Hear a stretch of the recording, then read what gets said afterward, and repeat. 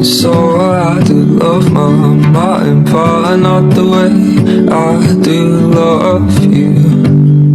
Kahapon nung pauwi ako, napansin ko, nagkaroon ng check engine yung dashboard ko. So, buti na lang at hindi pa ako nakakalayo. Parang siguro mga wala pang 300 meters yung binabiyahe ko. Tapos, nag-stop ako agad at ginilid ko yung sasakyan. Tapos, buti na lang, yung inspector namin, talagang maaasahan. Dahil tinawagan ko siya agad at sinabi ko na ganun nga, merong ganun yung sasakyan ko. Tapos sabi niya, check mo yung tubig, check mo yung oil, ganyan. Yung tubig okay naman. Pero nung pag-check ko ng oil, walang oil. Diyos ko, siguro mga 2 months ago, nagpa-change oil ako at never ko na-experience to before na naubusan ako ng oil. Kasi 2 months ago, nagpa-change oil ako. Tapos,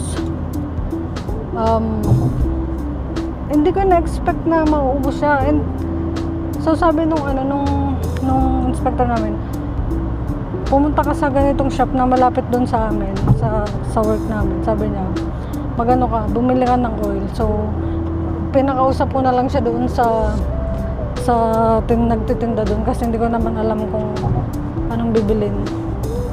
So, ayun, binigyan ako. Tapos, tinuruan niya ako kung paano maglagay ng oil, ganyan. Hanggang sa naging okay naman. Tapos ngayon, dumaan siya sa office.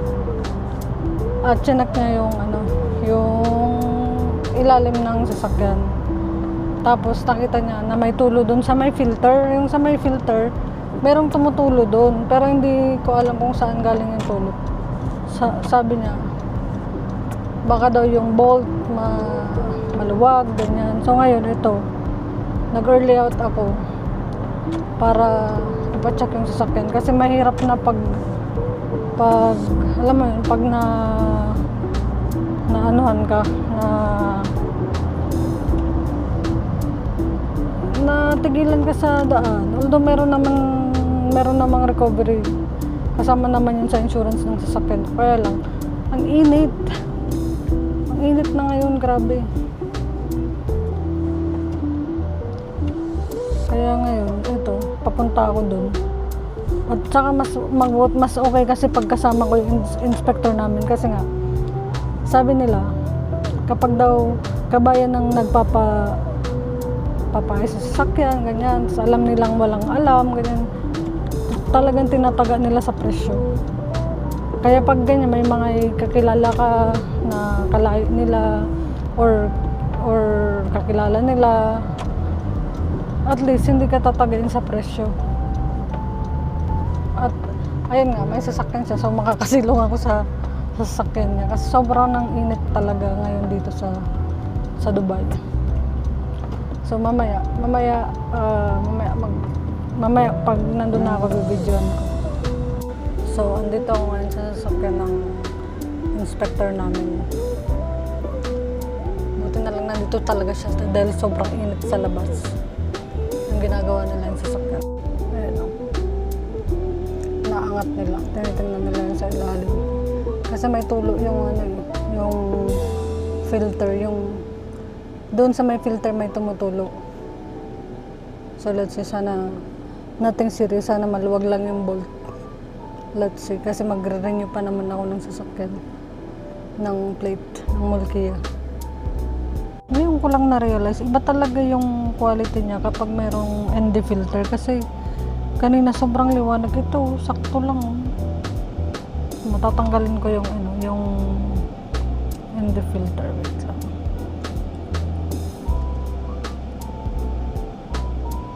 Yan.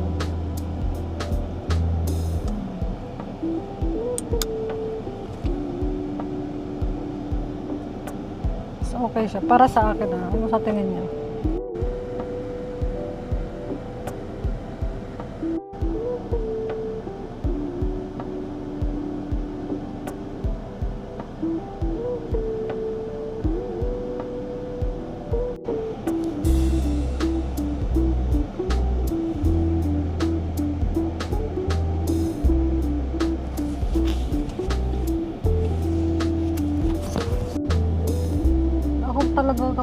something sa sasakyan ko, hindi ako mapakali.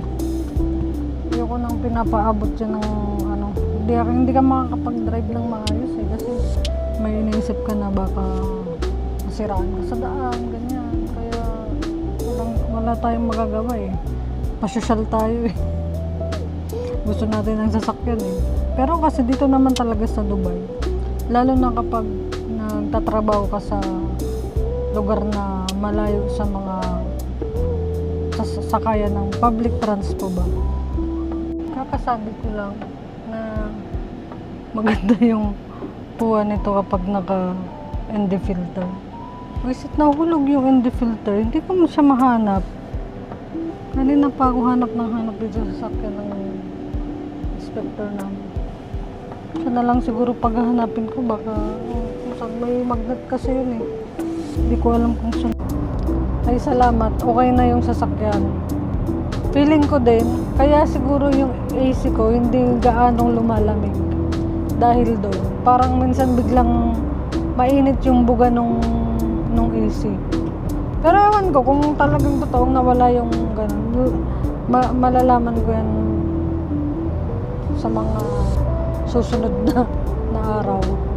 Pero wala lang. Buti na lang talaga at nakita ko yung ilaw. Kaya talaga kailangan pag aminado ako na talagang wala akong alam sa sasakyan. Ano lang ako, parang drive lang, sakay, drive. Ganun lang. Kaya pag may biglang umiilaw sa dashboard ko, ganyan, buti na lang talaga at meron akong katrabaho, katulad yan si Hussein. Sobrang bait. Pag tinawagan mo yan, talagang nandyan yan to the rescue. Kaya pag ganyan, pag may makita kayong kakaiba sa mga dashboard nyo at hindi nyo alam, tigil nyo agad yung sasakyan, tawag kayo sa kakilala nyo may alam para hindi ba ma-damage yung sasakyan. Kasi sabi nga ni Hussein kahapon, kung tinuloy ko yung drive ko, in 10 minutes talaga masusunog yung engine, which is malaking gastos pag nagkataon. Kaya alam mo yon, thank you Lord pa rin at talagang naagapan, hindi na sunog.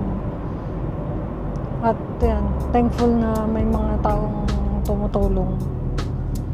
Kaya pag nagdadrive tayo, ingat palagi, check lagi yung ingat palagi para nag-video. Pero hindi naman ako attentive naman ako sa sasakyan.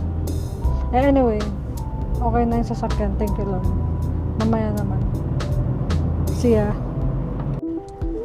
Ngayon, napatunayan ko na hindi dahil doon kung bakit minsan humihina yung AC ng sasakyan. Hindi siya lumalamig. Parang normally, or hindi siya normal actually, lumalamig siya kapag bagong bukas. Tapos kapag yung RPM ko umakyat ng 2 pataas, ganyan. Pero pag yung katulad ng kunwari, mabagal lang yung takbo mo, hindi siya lumalamig. Parang may hangin siya pero hindi malamig yung hangin. Hangin lang siya, hindi malamig na hangin. Yun naman, hindi ko alam kung may problema ba yung AC nito, or hindi marunong yung naglagay ng gas sa AC. Kasi 2 beses na to nangyari sa akin doon sa same na shop din. Una, nung bagong kuha ko to, yung AC. So pinalagyan ko doon sa shop na yon. Tapos lumamig naman siya, pero yun nga yung issue, biglang basta yung pag mababa yung RPM ko, parang pag naka mababa yung RPM or naka-stop ka, nasa stoplight ka, yung AC bigla siyang hihina, parang mawawala yung lamig. may hangin pero walang lamig, ganun. Tapos, ang ginawa ko, pumunta ako sa ibang shop, pinalagyan ko ulit siya ng gas kasi iniisip ko baka kulang sa gas. Hindi na ako bumalik dun sa dati kasi iniisip ko baka hindi sila marunong nga, ganyan. Tapos, itong lately lang, siguro mga 2 months ago, mga ganyan siguro. Siyempre, summer na naman kasi dito. Pinalagyan ko na siya ng gas. Doon pa rin sa unang pinalagyan ko. Anyway, yun pala, di pumunta nga ako dun sa ibang shop para palagyan ulit ng gas.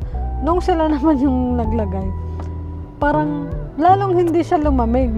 Parang talagang hindi na siya lumalamig. So, na-figure out nila na sobra na siguro yung gas. Kasi kakapalagay ko lang, tapos nilagay ulit nila ang binawasan nila. So, after no, naging okay na, no. Ngayon, binalik ko siya doon ngayon sa dating una kong pinagpalagyanan.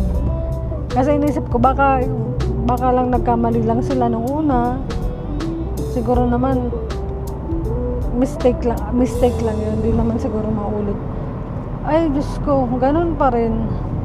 Tapos malayo kasi sa akin, hindi na ako nakabalik doon. At alam mo yun, sa tagal na hindi ako nakabalik doon, hindi ko na lang binalik doon kasi baka isipin nila na ang tagal na nung pagpaano ko sa kanila, tapos hindi ko binalik sa kanila agad. Kasi unang-una malayo, hindi naman ako lagi pumunta sa lugar na yun. Pangalawa, kaya lang ako nung time na yun pumunta doon kasi hinatid ko yung kaibigan ko sa airport. So, yung tirahan niya malapit doon. Kaya doon ako nagpalagay. Dahil dati doon ako nakatira malapit doon. So, ngayon, since hindi naman ako lagi pumupunta doon, hindi ko na siya nadala doon. Tapos, matagal na, ilang linggo na nakalipas. And natotolerate ko naman kasi siya. Natotolerate ko siya. Natotolerate ko siya. So, inisip ko na hindi naman siya ganun ka emergency. Pero kasi ngayon, sobrang init na. Tapos, kapag ganyan, minsan ang ginagawa ko, nilalakasan ko yung buga nung AC. Tapos, papatayin ko yung AC, tapos bubuksan ko ulit. Kasi pag bagong bukas yung AC, malamig siya. Ganyan. So, hindi ko alam kung malayo ba tong bahay namin or magastos sa gas yung ganun. Kasi napansin ko dati, yung gas ko maabot ng 10 days. Ngayon, 1 week, mga 7 days, ganyan. Parang wala na ako ng 3 araw. Pero lumipat naman kasi ako ng bahay, baka dahil din doon. So, hindi ko talaga siya masasabi kung anong dahilan. So, ngayon, siguro, ewan ko kung kailan ulit ako makakapunta sa garage. Kasi ngayon, ang init na talaga kasi may mga garage na wala silang mga waiting area. And, pag ganun, ang init kung matagal nila gagawin. So, tsagain ko na lang siguro muna to. So, bahay na tayo. Ay. Fine.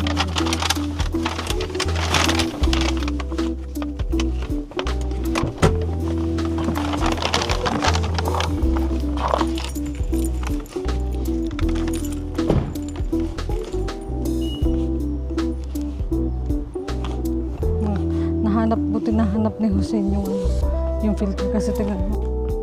Bahay na tayo.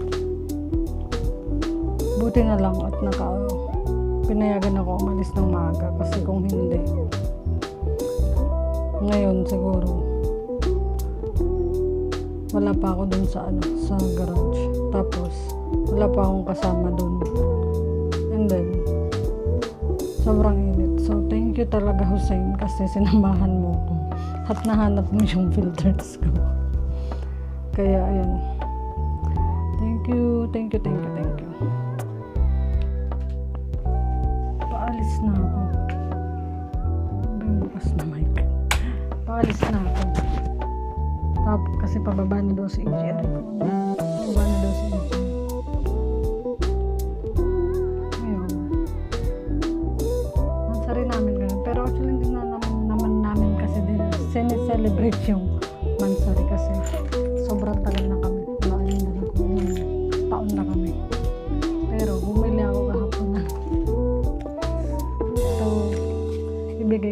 Actually, tig-isa naman kami nito kaso since mansari namin, lalagyan ko ng dedication dito na letter.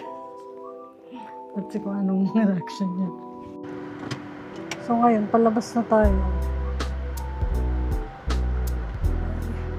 Buti na lang. At pinayagan na ako mag-park dito sa loob. Kasi at least, nasa loob yung sasakyan ko. Ayun, yung gate na to, automatic to. May tatawagan ka lang na number. Tapos, bubukas na. Yan. إن الهاتف المتحرك الذي طلبته مغلق أو خارج نطاق الخدمة حاليا. يرجى الاتصال فيما بعد. Bumukas na siya. Tatawagan ka lang. Ewan ko kung ano sinasabi ng kasi Arabic kasi.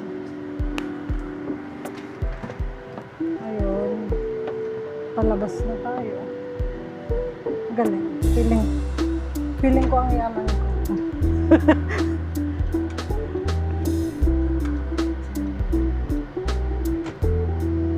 Ang yaman ba o ang yabang?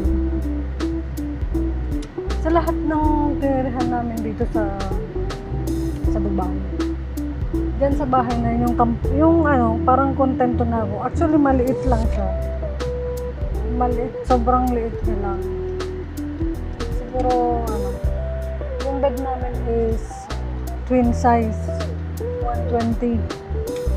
Yung lapad ba? Yung lapad niya, 120. Tapos, pag nakalagay na yung kama namin, meron lang siyang, ayoko pala ito na traffic.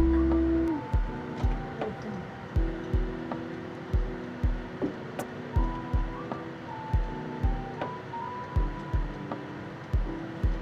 Siguro. Anyway. Siguro yung kapag sinukat mo siya, baka ang kasyang bed doon na, yung kasyang-kasya na wala nang space sa gilid. Siguro mga queen size siguro na, or ano ba yung 150? Yung 150 ata yung kakasya doon.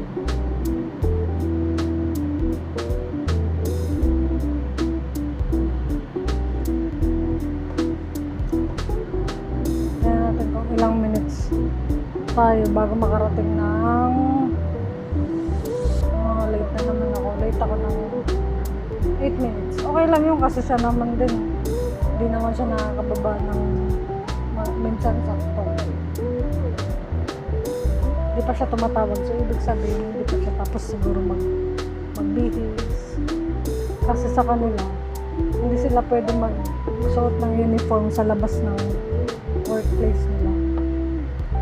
Kaya, meron silang tagalaban ng tumatawag na.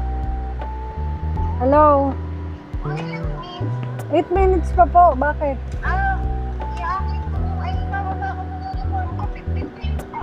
Ayaw maglaba. Okay, sige. Sige na, 8 minutes pa ako. Bababa. Kaya mo to, lagi akong binabaan niya yung telepono pero nagsasalita pa siya. Sasabihin ko sana na maglakad-lakad kami dyan sa may Uptown Mall.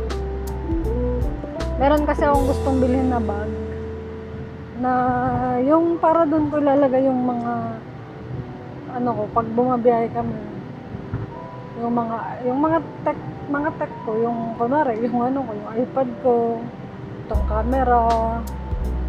Meron pa akong isang maliit na camera, yung Digicam. Yun. Kasi pag nagbalak namin mag-travel, dapat nakahiwalay daw yung mga gano'n para madaling kunin. So, titingin ako dito sa mga. Anyway, off naman siya bukas. So, pwede siya mag-puyat. Mamaya na lang kasi medyo mahaba pa yung biyahe. Ito palang itong binili ko na car mount. Sa sobrang init dito sa Dubai. Siya, parang lumambot yung mga joints niya. Yung dapat dapat matigas siya. Pag malambot lang dapat siya kapag kapag luluwagan mo yung mga tornilyo ba yun?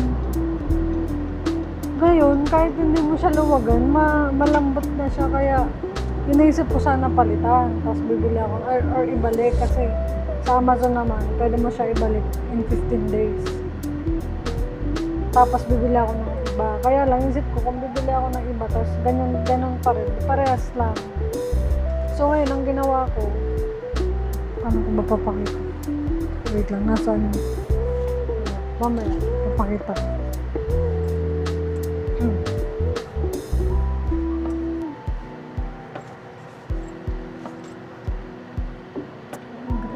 Na green light na. Sinong nag-message sa akin?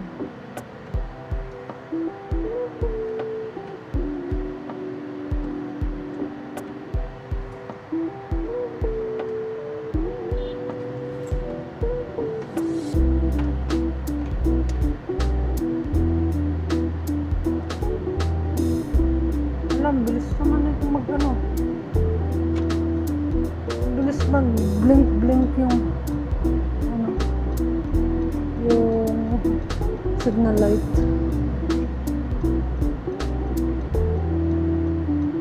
Bilis ko lang pala. Akala ko 8 minutes pa. 5 minutes lang.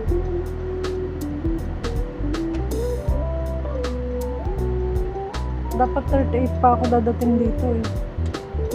35 pa lang.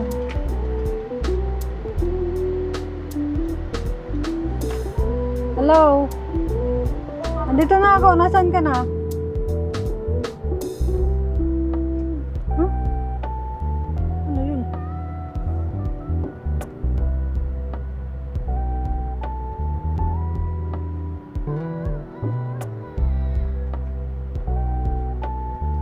Ayan na siya. Ayan na siya.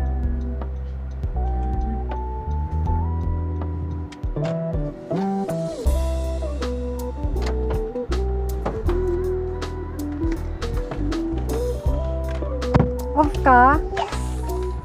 Oh, Bob, I have a gift for you. What's these? Check it out. Lagi ka na lang walang gift sa bububot I mo. give you all my love. Oh. Sige, narinig ka sa camera, ha?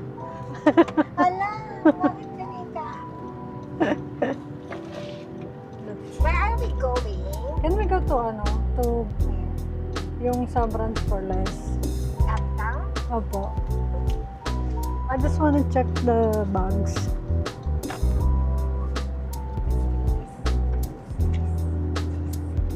Open it. You're always complaining to me na mainit. Sa labas, pag nag-aantay ka.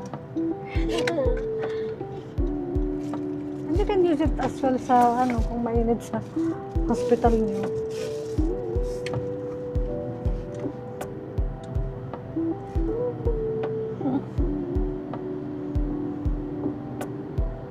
Nasaan tayo mo ba?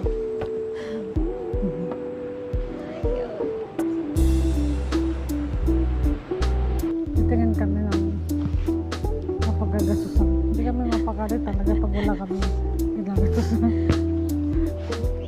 Ganyan kami. Walang titigil lang kita.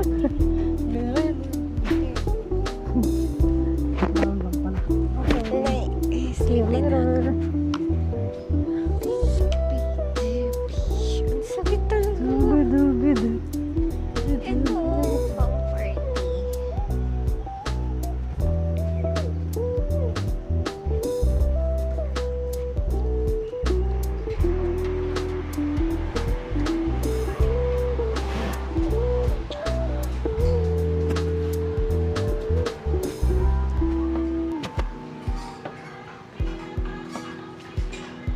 Ito yung bag. Oh, meron pa din.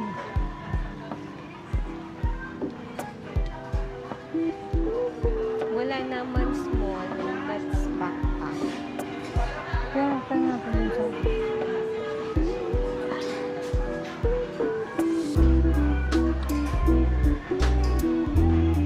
Wait, saan ko ba yun?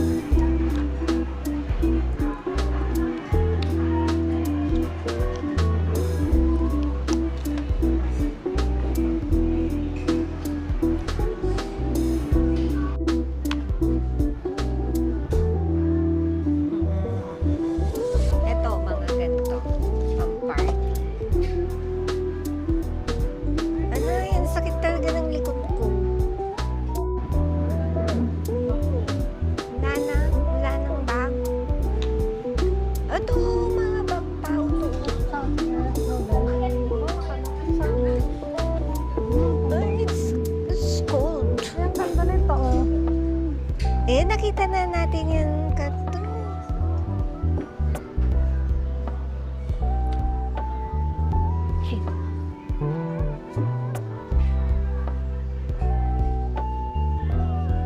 Wala. That is for kids. Doon, oh, may bag pa. Saan? Dito.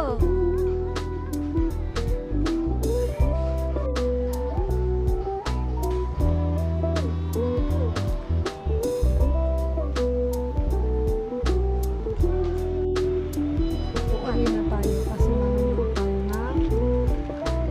Wala pa na tayo. Mayroon na ako season 5. Okay. Bububab. Bububab ko. Is this your monthsary gift? Yeah. Where's my birthday gift? Wala. Thank you.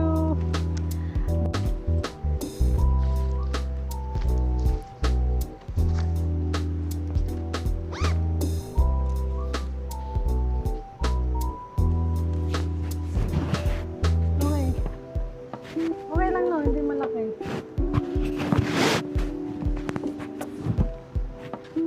Wala na, plastic na lang.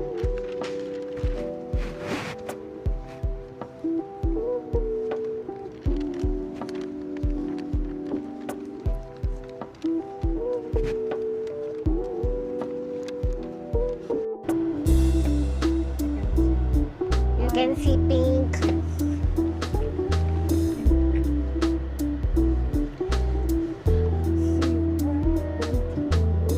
Ano yung gagawin ko tomorrow? Tama ka sa office. Bibidyo. Ay, hope.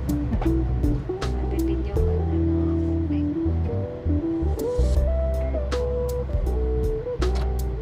Sana matapos na yung talaga na. Pero feeling ko, unti-unti na yun matitigil. Kasi wala namang mananalo babe sa kanila eh. Parehas lang sila magkakaroon ng damage sa kanya-kanyang bansa. Hanggat hindi walang tumitigil sa kanya. Tapos madadamay pa, makakadamay pa sila ng iba. Nananahimik ka lang tapos gagera yung palapit bansa ninyo. Tapos madadamay pa kayo.